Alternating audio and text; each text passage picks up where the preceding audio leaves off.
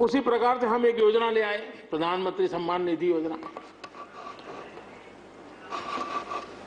सीधे किसान के खाते में, और ये गरीब किसान को जिसके पास कभी इस प्रकार की मदद नहीं पहुंची है। 10 करोड़ ऐसे परिवार हैं जिनको इसका लाभ मिल गया। और अगर बंगाल में राजनीति आड़े न आती तो बंगाल के किसान भी अगर जुड़ गए होते तो ये आंकड़ा उससे भी ज्यादा होता। और अब तक 1,15,000 करोड़ रुपया इन किसानों के खाते में गया। ये गरीब छोटे किसान उनके पास गया। हमारी सब योजनाओं के केंद्र बिंदु में सॉइल हेल्थ कार्ड, हमने 100% सॉइल हेल्थ कार्ड की बात कही ताकि हमारे छोटे किसान को भी उसकी जमीन कैसी है, कौन सी उपज के लिए योग्य होगा, हमने 100% सॉइल हेल्थ कार्ड के लिए काम किया। उसी प्रकार से हमने यूरिया का नीम कोटिंग 100% किया। 100% के पीछे इरादा हमारा यही था कि गरीब से गरीब किसान तक भी यूरिया पहुंचने में रुकावट ना हो, यूरिया डाइवर्ट होता है बंद हो, और उसमें हम सफल भी हुए। छोटे और सीमांत किसानों के लिए हमने पहली बार पेंशन की सुविधा की योजना लेकर के आए, और मैं देख रहा हूं कि धीरे धीरे हमारे छोटे किसान भी आ रहे हैं। उसी प्रकार से प्रधानमंत्री ग्राम सड़क योजना, प्रधानमंत्री ग्राम सड़क योजना ये सिर्फ एक रोड नहीं है, ये किसानों की गांव की जिंदगी को बदलने का एक बहुत बड़े यश रेखा होती है, और इसलिए हमने उस पर भी बल दिया। पहली बार हमने किसान रेल की कल्पना की।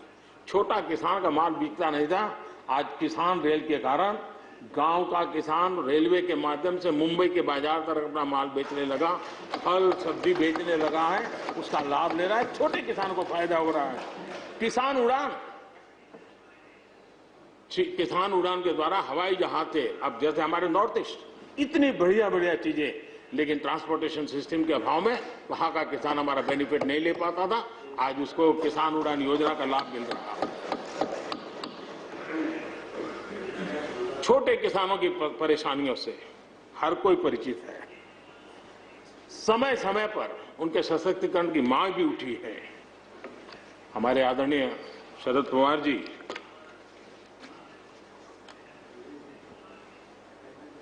और कांग्रेस के भी हर सरकार ने कृषि सुधारों की वकालत की है, कोई पीछे नहीं है, क्योंकि हर एक को लगता है कर पाए नहीं कर पाए अलग बात है, लेकिन ये होना चाहिए, ये बात हर एक की निकली हुई है। और आज नहीं, जब भी जो जहां थे सबने की हुई है। और शरद राव जी ने तो अभी एक बयान भी दिया कि भाई मैं सुधारों के पक्ष में हूं। ठीक है, पद्धति के संबंध में उनके मन में सवाल है, लेकिन सुधारों का विरोध नहीं किया। और इसलिए मैं समझता हूं कि हमें इस विषय में हमारे साथी श्रीमान सिंधिया जी ने बहुत ही अच्छे ढंग से कई पहलुओं पर इस कानून को लेकर के यहां पर ये सारी बातें पिछले 2 दशक से लगातार चल रही है, हर फोरम में चली है। ऐसा नहीं है कि कोई हमारे आने के बाद हर ने कहा और हर एक को लगा कि अब समय आ गया, हो जाए, अब समय आ गया। ये ठीक है, फुटस्टॉप कॉमा कोई इधर उधर हो सकता है, कोई ये दावा नहीं कर सकता है कि भाई हमारे समय की सोच बहुत ही बढ़िया थी।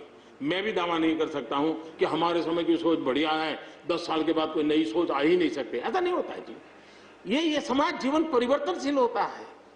आज के समय हमें जो ठीक लगा चलो चले, आगे सुधार करेंगे, नई चीजों को जोड़ेंगे। यही तो प्रगति का रास्ता होता है जी। रुकावटें डालने से प्रगति कहां होती है जी। और इसलिए, लेकिन मैं हैरान हूं, अचानक यू टर्न ले लिया भाई, ऐसा क्यों किया? ठीक है, आप आंदोलन के मुद्दों को लेकर के इस सरकार को घेर लेते हैं, लेकिन साथ साथ किसानों को भी कहते हैं कि भाई बदलाव बहुत जरूरी है, बहुत साल हो गए, अब नई चीजों को लेना पड़ेगा, तो देश आगे बढ़ता है। लेकिन अब मुझे लगता है कि राजनीति इतनी हावी हो जाती है कि अपने ही विचार छूट जाते हैं। लेकिन जो ये सब कर रहे हैं अच्छा है। आदरणीय डॉक्टर मनमोहन सिंह जी यहां मौजूद है, मैं उन्हीं का एक कोट आज पढ़ना चाहता हूं। हो सकता है जो यू टर्न कर रहे हैं वो मेरी बात माने या न माने, मनमोहन सिंह जी की तो बात जरूर मानेंगे। There are other rigidities because of the whole marketing regime set up in the 1930s which prevent our farmers from selling their produce where they get the highest rate of return. It is our intention to remove all those handicaps which come in the way of India realizing its vast potential as one large common market. ये आदरणीय मनमोहन सिंह जी का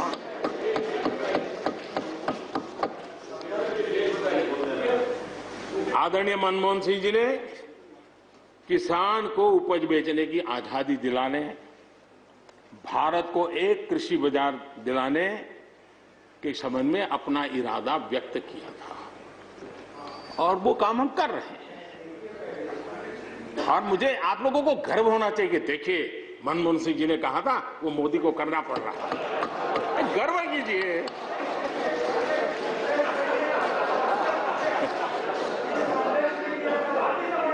please please. और मजा ये है कि जो लोग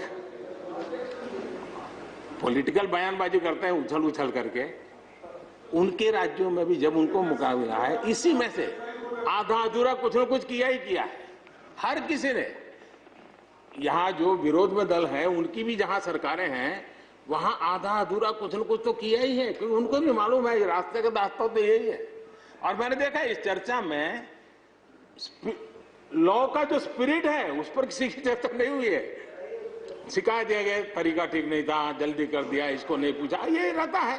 वो तो परिवार में शादी होती है तो भी फूफी नाराज होकर के कहती है मुझे कहां बुलाया, वो तो रहता है। इतना बड़ा बड़ा परिवार है तो रहता ही है।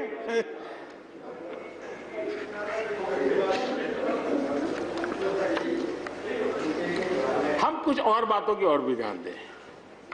अब देखिए दूध उत्पादन किसी बंधनों में बंधा हुआ नहीं है, न पशुपालक बंधनों में बंधा हुआ है, न दूध बंधनों में बंधा हुआ। लेकिन मजा देखिए,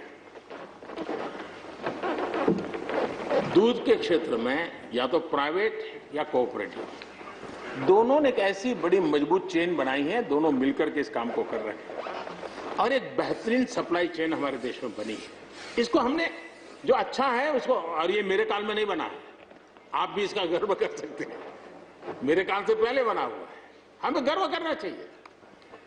फल सब्जी से जुड़े व्यवसाय में ज्यादातर बाजारों का सीधा संपर्क रहता है, बाजारों की दखल हट गई है, इसका लाभ मिल रहा है।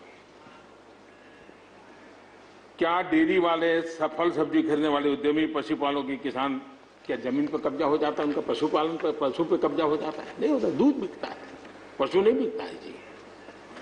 हमारे देश में डेयरी उद्योग का योगदान कृषि अर्थव्यवस्था के कुल मूल्य में 28% से भी ज्यादा है। यानी इतना बड़ा हम एग्रीकल्चर की चर्चाएं करते हैं, इस पहलू को हम भूल जाते हैं। 28% कंट्रीब्यूशन है और करीब करीब 8 लाख करोड़ रुपयों का कारोबार है। जितने रुपये का दूध होता है उसका मूल्य अनाज और दाल दोनों मिला ले तो उससे ज्यादा है। हम कभी इस तरफ देखते ही नहीं है। पशुपालकों को पूरी आजादी, अनाज और दाल पैदा करने वाले छोटे और सीमांत किसानों को जैसे पशुपालक को आजादी मिली है, इनको आजादी क्यों नहीं मिलनी चाहिए? और इन सवालों के जवाब हम ढूंढेंगे तो हम सही रास्ते पर चलेंगे। आदरणीय सभापति जी, ये बात सही है, जैसा हम लोगों की स्वभाव रहा है, घर में भी थोड़ा सा भी परिवर्तन करना हो तो घर में भी एक तनाव, चेयर यहां क्यों रखी, टेबल यहां क्यों रखा, घर में भी होता है। इतना बड़ा देश है और जिस प्रकार की परंपराओं से हम पले बढ़े हैं, तो ये मैं स्वाभाविक मानता हूं। जब भी कोई नई चीज आती है तो थोड़ा बहुत रहता ही हमारे यहाँ, क्योंकि असमंजस की स्थिति भी रहती है।